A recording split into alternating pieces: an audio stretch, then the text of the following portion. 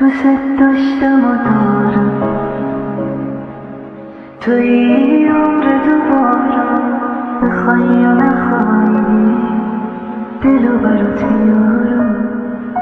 اینو گفتم